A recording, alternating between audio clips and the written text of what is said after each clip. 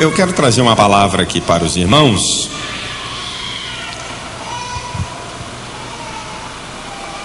Os principais motivos, ou melhor, 12 principais motivos que têm levado casamentos ao fracasso. 12 principais motivos que têm levado casamentos ao fracasso. Esses motivos foram analisados a partir de aconselhamento pastoral de diversos pastores, a partir de aconselhamento terapêutico de psicólogos que trabalham na terapia da família e trabalham com casais. E como pastor, todo pastor é um psicólogo em potencial. Todo pastor. E melhor psicólogo que muitos deles que vão lá para a faculdade. Muito melhor. Então, mediante ao que os pastores, nós conversamos com alguns pastores, pesquisamos isso, e ao que também terapeutas de família apontam para pelo menos 12 principais motivos que têm levado casamentos ao fracasso. Os 3 últimos, eu não vou falar numa ordem de preferência ou de percentagem. Eu escolhi aqui uma ordem aleatória para falar, sendo que eu deixei os 3 últimos motivos são os 3 mais importantes motivos que têm levado casamentos a fracassarem. Os últimos 3 que eu citar aqui são os principais motivos desses 12. Mas temos 12, depois de feito assim um levantamento, uma pesquisa sobre isso. Então, a gente vai poder observar para que eu, para que você, para que nós não caiamos numa desses fracassos, num desses motivos, e aí venha o nosso casamento a fracassar. Eu quero ler o Salmo 127,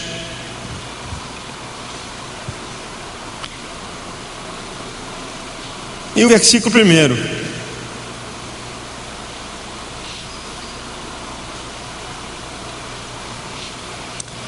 Salmo 127, versículo 1 diz assim: se o Senhor não edificar a casa, em vão trabalham os que edificam. E se o Senhor não guardar a cidade, em vão vigia a sentinela. Vamos ficar com a primeira parte aqui. Se o Senhor não edificar a casa, em vão trabalham os que edificam. Bem, os 12 motivos principais que têm levado a muitos casamentos fracassarem. Eu não vou falar aqui grandes novidades para vocês, eu só vou aqui lembrar vocês para você poder guardar isso aí. Número 1, comunicação do casal. Comunicação. A falta de comunicação tem levado muitos casamentos ao fracasso. O camarada entra em casa mudo e sai calado. A mulher fica em casa muda e continua calada quando ele chega. Não há comunicação, não há diálogo. Ou então existe uma comunicação falha, onde os participantes daquele matrimônio, os cônjuges, não têm a sinceridade de falar o que sentem ou o que pensam. Isso também é uma falta de comunicação. Quando você não sente a liberdade de dizer o que você pensa, o que você sente em relação ao outro, em relação à família, em relação à casa, em relação às coisas íntimas suas. Essa falta de comunicação para dizer o que você gosta nela, o que você gosta nele, ou o que você não gosta nela, ou o que você não gosta nele. Também é uma comunicação falha. Isso também tem levado motivos. E é engraçado que muitas vezes, isso é interessante você ver, chega um casal para conversar, aí ela, ou a mulher ou o homem, um dos dois, solta uma bomba, ninguém olha um para o outro, é um falando de lado para o outro e falando meio enviesado. É porque você faz isso, não sei o quê. Aí ela diz assim: mas como é que você nunca falou que não gostava disso? Ou então, do outro lado também. Você quer porque você é assim, não sei, mas porque você nunca falou, mulher? Que você não gostava disso? Falta de comunicação, um diálogo aberto, uma comunicação total, completa. Uma deficiência de comunicação. Um outro dado também é que pode haver uma comunicação falsa, onde se constrói relacionamento em cima de comunicações mentirosas. Se esconde coisas, não se fala a verdade no casamento, se mente para o marido e se mente para a esposa. Isso é uma coisa tremenda, uma comunicação falsa. Gente, a fala é uma aptidão do ser humano. A fala, Deus usou o poder da palavra para criar todas as coisas. Quando você fala, você cria, você dá forma, você nomina. A fala é fundamental no desenvolvimento social, que dirá de um casamento. E uma comunicação também mentirosa, ela traz problemas graves e fracassos para o casamento. Esse é um dos motivos que levam casamentos ao fracasso. Falta de comunicação, comunicação fracassada, porque não se fala tudo que se pensa e que se sente, comunicação mentirosa.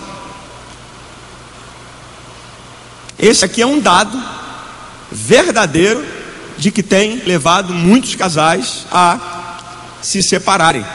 Quer ver um outro motivo que leva a gente a se separar? Finanças.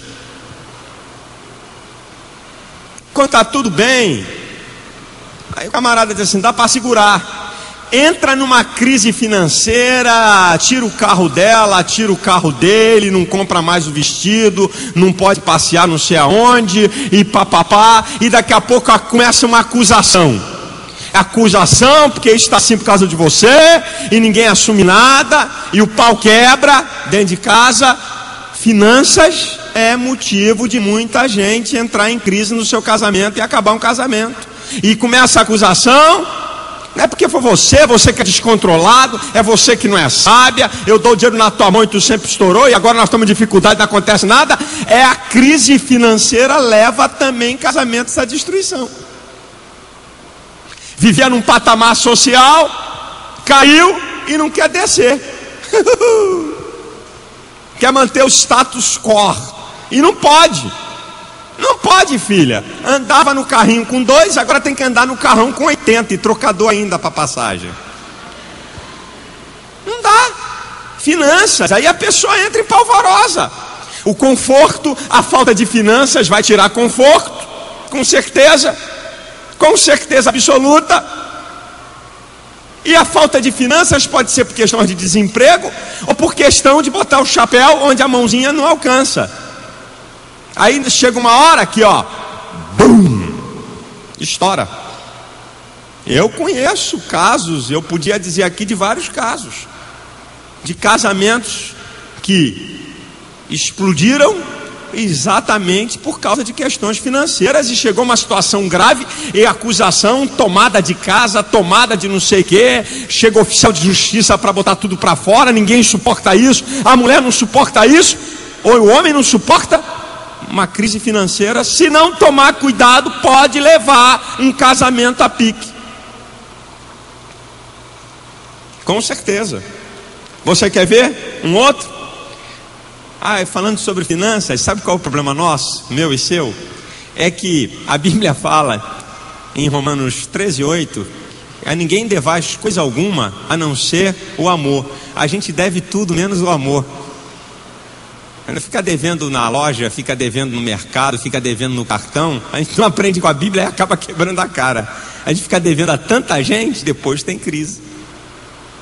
Um terceiro motivo que leva a casamentos ao fracasso: incompatibilidades.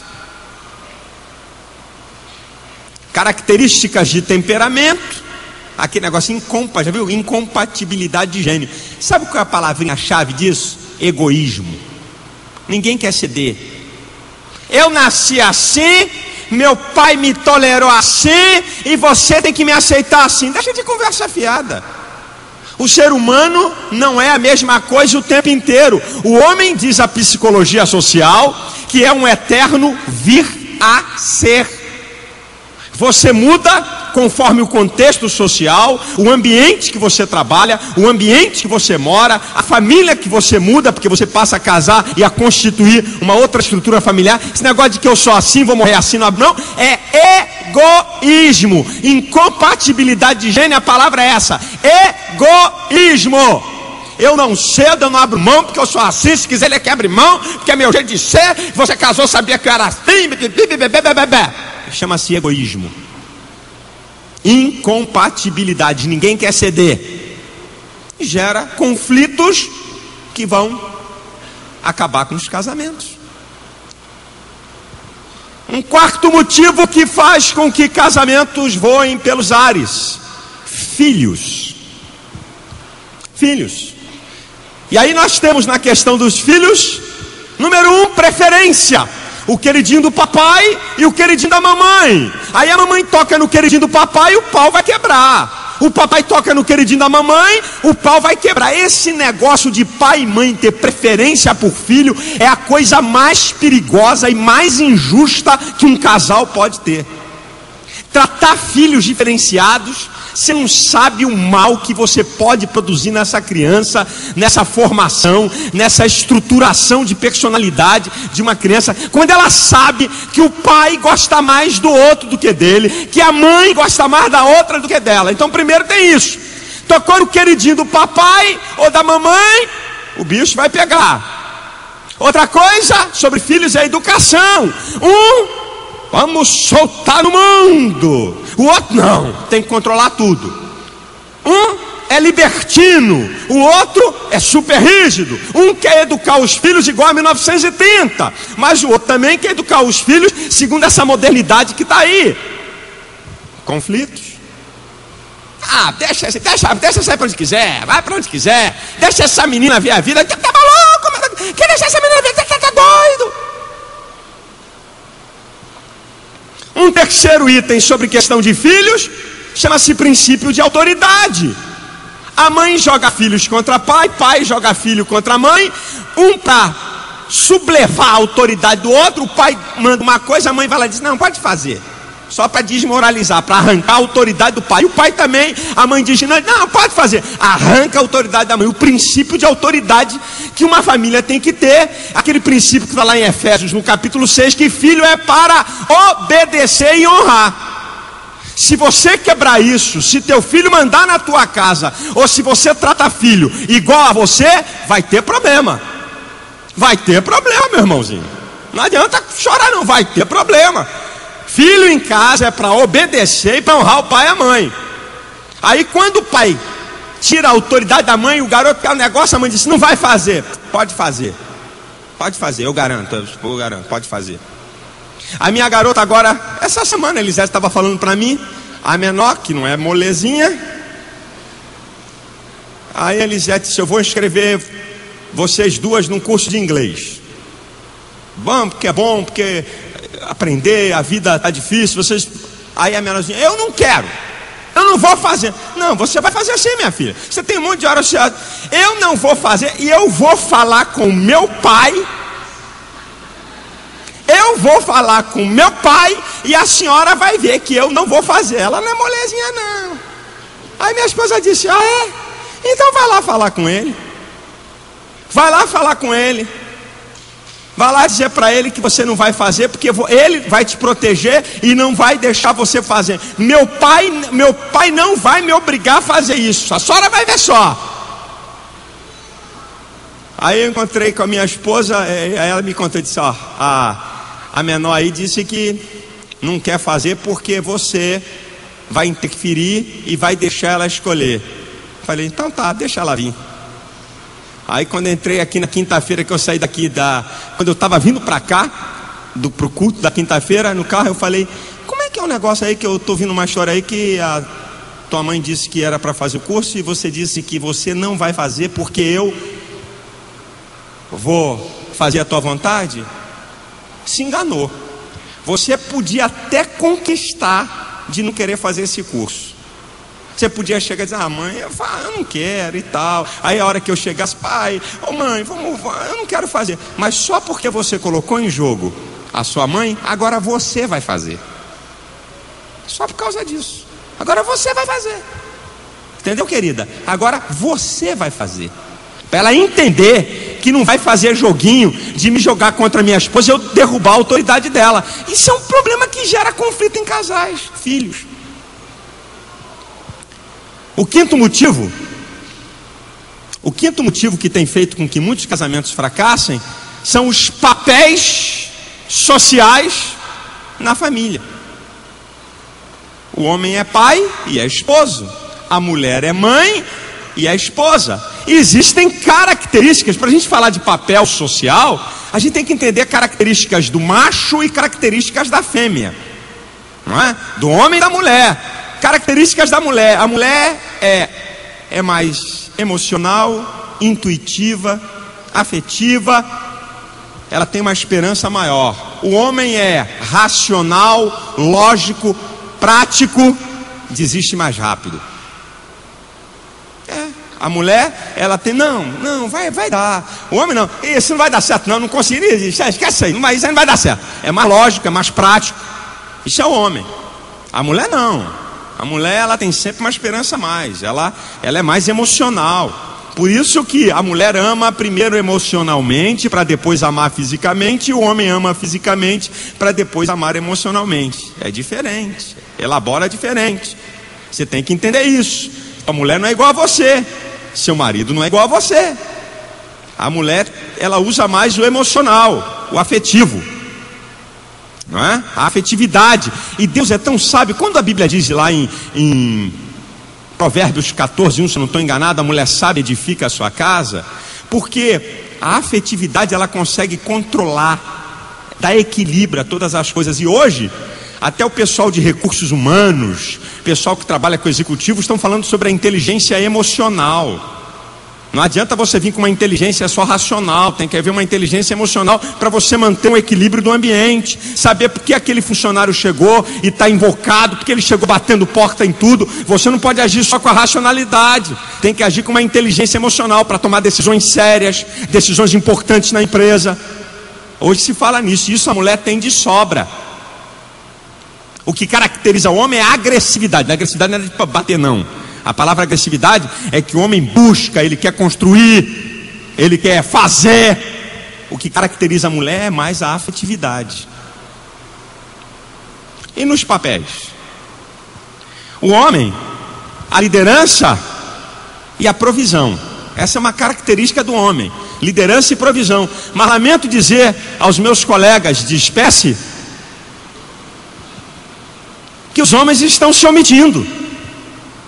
Há uma verdadeira omissão do homem na liderança e no papel da provisão. O homem está se omitindo. E sabe o que está acontecendo, meus irmãos? O menino, ele constrói a sua identidade a partir do modelo do pai. Se ele não tem um modelo no pai, ele vai procurar outros modelos. É o jogador de futebol, é o artista que está na televisão, e para outros é o traficante. Porque a omissão do pai, hoje você vê muitos garotos, hoje, muitos meninos, o que você quer ser? Sei lá, qualquer negócio. Vai lá ver o pai dele. Para mim qualquer coisa tá boa.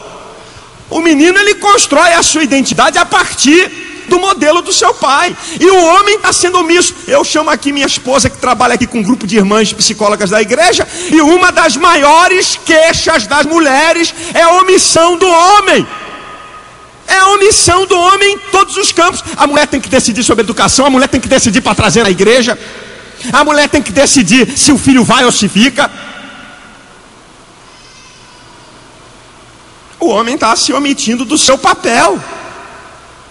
Ele está deixando a mulher ser o cabeça em tudo dentro de casa. E a mulher, daquela família nuclear de pai e mãe e filhos, e a mulher como dona de casa, a mulher também sai à luta. A mulher está assumindo papéis do homem e o homem continua não assumindo nada. A mulher está ajudando o homem a manter a família por causa dessa demanda social, dessa dificuldade. A mulher está indo à luta, está correndo atrás, está botando para quebrar, e o homem está se omitindo nas decisões sobre filhos, nas decisões sobre vamos comprar ou não vamos comprar. Você que sabe aí, minha filha, você que sabe, minha filha. E sabe o que está acontecendo? qual é o papel da mulher? Sabe qual está sendo o papel da mulher? Tudo. A mulher tem sido tudo. E sabe qual é o resultado das últimas pesquisas? Que nunca na história da raça humana a mulher sofreu tanto do coração como nessa década. Porque a mulher não tem estrutura para ser esse tudo, para ser a provedora, para ter a liderança, para cuidar de filho, para ser mãe e para ser esposa também. E ela entra em crise, a estrutura emocional dela não está preparada para isso. Problemas de coração como nunca houve na história. E são dados atuais, científicos. E porque não há uma clareza e uma definição de papéis sociais, a mulher entra em crise. E a mulher chega chorando, dizendo, como já chegaram para mim algumas: pastor, meu marido é uma banana. Eu cá comigo, deve ser bem podre ainda. Pastor, meu marido é uma banana, pastor. Eu tenho que tomar atitude na minha casa, eu tenho que fazer. Ela não está emocionalmente preparada para esse mando. Não tire as exceções para fazer a regra. A gente sabe que tem mulheres que têm uma liderança, isso tudo, mas isso é exceção. Exceção não serve para dar rumo. São exceções. Eu estou falando do geral, da regra. A mulher não foi preparada para isso. Deus não fez a mulher para isso. Desde o princípio da criação. Há um princípio da criação. E que na hora que se quebrar isso, vamos ter problema. Deixa eu até abrir um parênteses aqui. Eu estava até achando graça um dia desse num debate sobre mulher pastora. Não tem nada a ver com o nosso assunto. Em toda a história da Bíblia, toda, só existe uma mulher que ocupou liderança. Uma! Só uma. Liderança que eu digo sem ter um homem por acima. Liderança absoluta, só uma.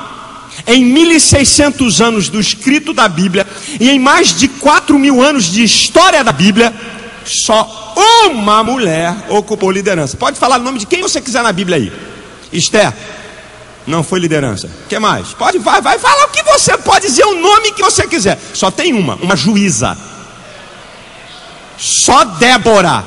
E na hermenêutica, não é regra doutrinária. Não é fundamento de regra. É exceção. Soberania de Deus. Só tem um caso na Bíblia onde Deus permite o diabo tocar num justo. Isso não é regra, é exceção, é soberania de Deus. Ah, pastor, então quer dizer que nenhuma mulher pode ser pastora? Não, não é isso. Pode até ter uma mulher com aptidão para ser pastora, mas é fora a regra. Agora isso que está aí, esse negócio comum que está aí, isso é brincadeira, meu filho. Deus não fez a mulher para exercer autoridade absoluta. A mulher pode ter autoridade se tiver uma autoridade do homem, isso é a Bíblia. Então faz o seguinte, é o que eu discuti com estão querendo dizer que a Bíblia é antiquada, e eu fico nervoso com um negócio desse. Estão querendo dizer que a Bíblia tem coisa que é do passado e ainda chamam Paulo de machista. Foi o cara que mais trabalhou com mulher na Bíblia. É que não conhece a Bíblia. Então a Bíblia é um livro só para uma época. Não, a Bíblia é a inerrante palavra de Deus. A mulher tem um papel fundamental na igreja, na família. Tira a mulher que vai tudo pro brejo. Mas Deus não deu a ela a liderança absoluta. Ela pode liderar com o homem. Olha o que diz a Bíblia: o seu desejo é para o seu marido. Eu estava com a Elisete vendo uma revista de pesquisa, as maiores executivas do mundo. Há mulheres nos Estados Unidos, na França, no Canadá, na Alemanha, na Itália, mulheres, como a gente brinca, da prateleira de cima.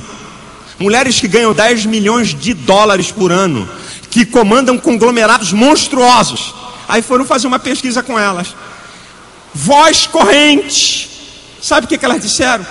Meu maior desejo é estar na minha casa, com meu marido, com meus filhos, fazendo uma comidinha com meu marido, fazendo o meu papel de mulher. Não adianta querer quebrar aquilo que Deus fez, gente. O feminismo é o machismo ao contrário. Na igreja eu gosto de dizer, nós temos feministas. Femininas, não feministas. Feminista é o macho. Quase que eu errei aqui, tá? Nós temos femininas na igreja.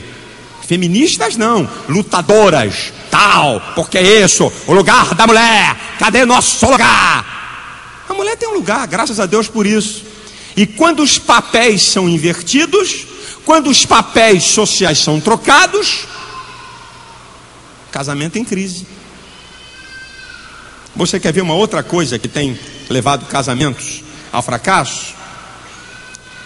Tem levado casamentos a se acabarem? Anotei aqui um outro dado. Você quer ver? Interferência. Interferências podem ser, primeiro, externas.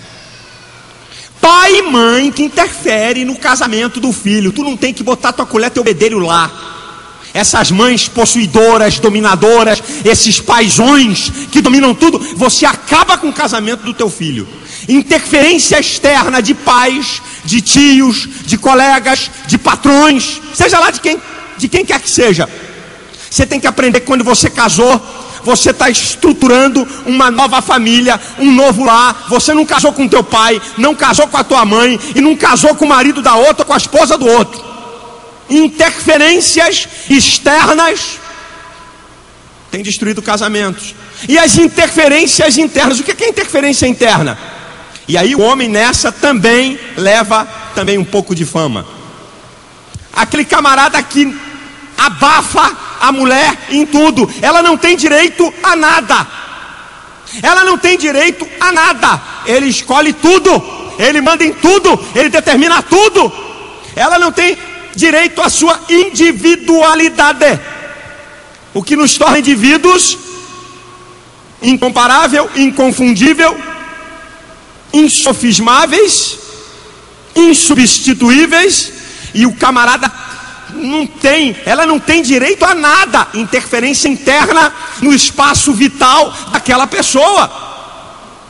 Eu sei que é uma só carne, mas nós estamos ali com duas pessoas, duas personalidades. Essa pessoa tem direito a pensar, a sentir, a querer.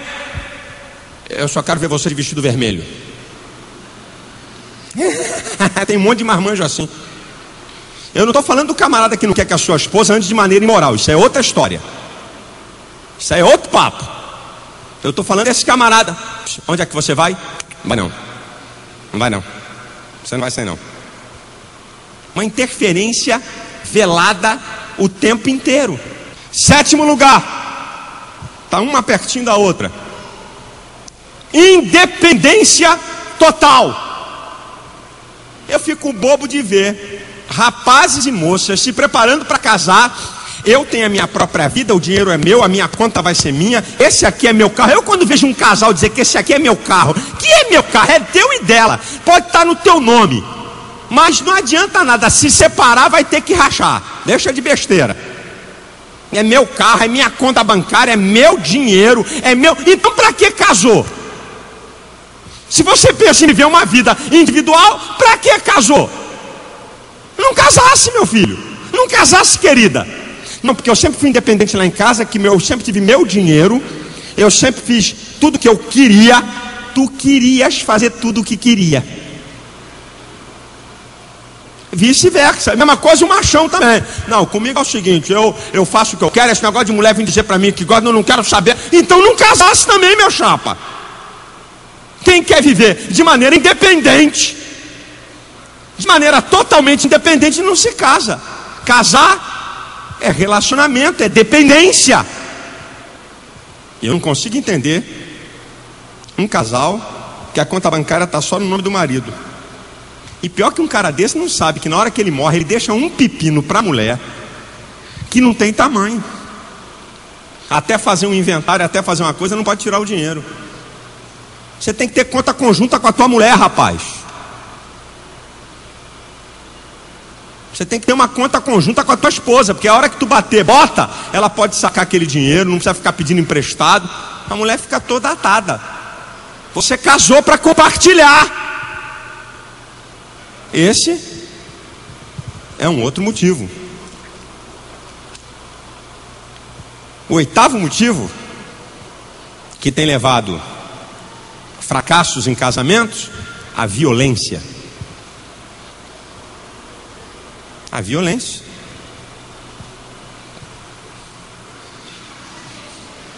Pé do ouvido, raquetada, rabo de arraia, pancada. Violência no sentido quando você está violentando a esposa com agressividade, com agressões físicas. com agressões físicas, violência. E já tem, eu fiquei rindo um dia desses de ver na televisão, os maridos que apanham de mulheres. Já tem quase que um sindicato formado, que as mulheres estão ficando tão violentas que estão dando couro e muito negão por aí, mandando brasa.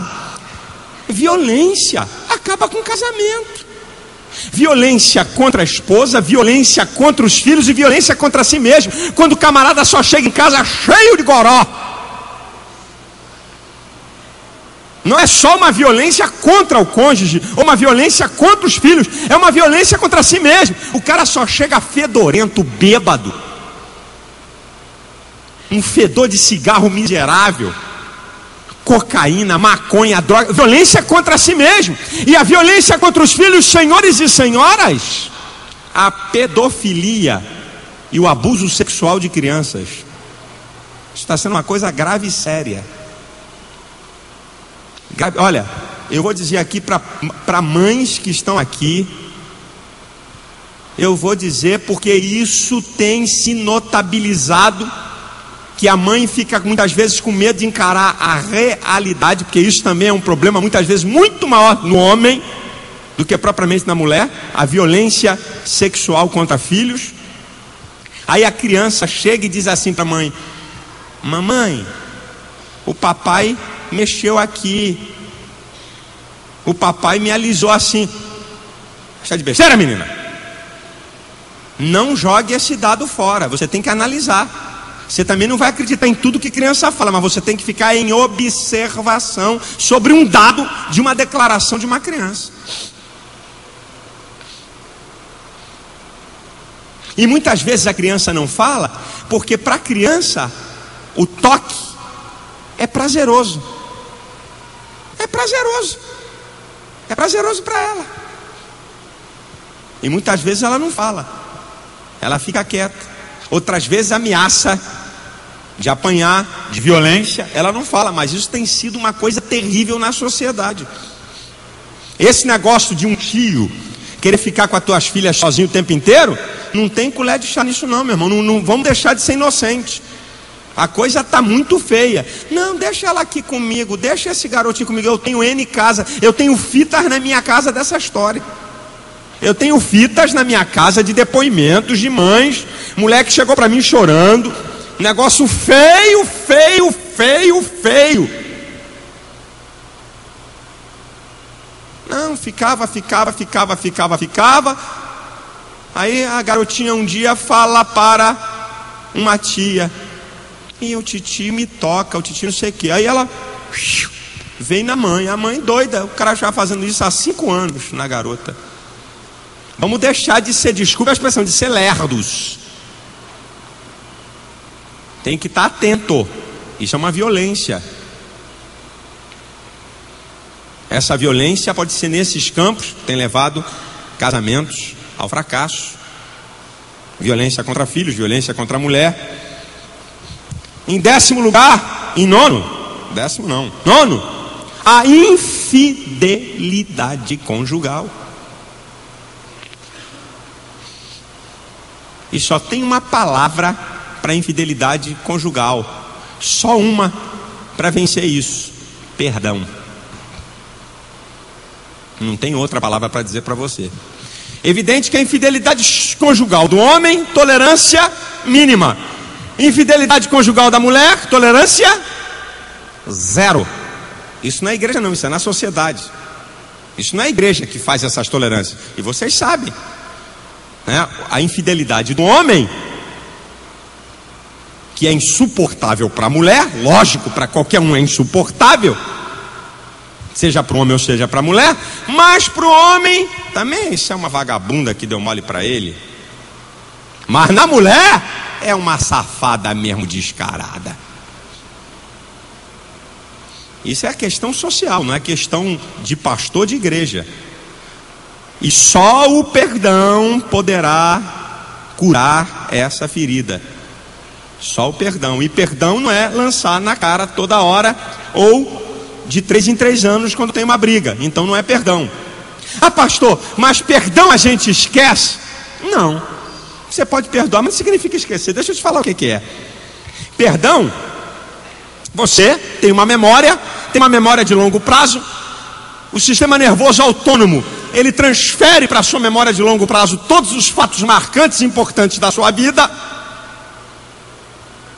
Então o que é perdão, pastor? Perdão é olhar para você, me lembrar que você me fez um mal e eu não sinto nada contra você. Mas não é uma lembrança ativa o tempo inteiro na minha memória, aquilo está o tempo todo na minha cabeça. Você me fez uma coisa, mas está perdoado, mas ele me fez. Está perdoado, mas ele me fez. Não, eu não estou falando isso. Eu estou falando que se eu perder uma pessoa daqui a 1 ano, sei lá, daqui a 8 meses, daqui a 10 meses, aquela pessoa passa na minha frente, eu me lembro daquele episódio, mas eu não consigo ter nenhum freio emocional, nenhum repúdio a ele. Você perdoa realmente. Aquilo não mexe no seu emocional, aquilo não perturba você. E é evidente que se uma pessoa lança na cara é porque não perdoou nunca. Mesmo que não fale durante um tempo. Tu tá falando aí, mas tá pensando que eu esqueci o que tu fez há 7 anos, 4 meses, 3 dias e 2 horas? Pelo amor de Deus.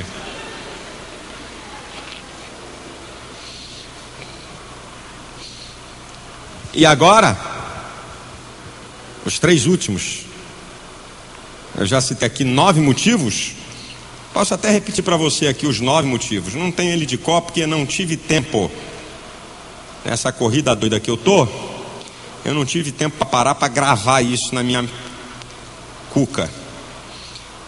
Comunicação, finanças, incompatibilidades, filhos, papéis sociais, interferência, independência total, violência, infidelidade. E agora os 3 principais aqui, que são motivos de destruição de casamentos. Número 1, os 3 finais, é o 10º. Relações sexuais. Isso aí é a coisa mais difícil para o casal expor, porque as relações sexuais são as coisas mais íntimas e profundas do ser humano. E você sabia? Eu estava querendo um texto que uma vez uma pessoa me falou, e eu disse, não, eu tenho que achar um texto, porque tudo que você vai fazer uma afirmativa teológica, você tem que ter um texto para poder você se consubstanciar. Bem, eu aprendi na universidade que as questões sexuais, elas têm o poder de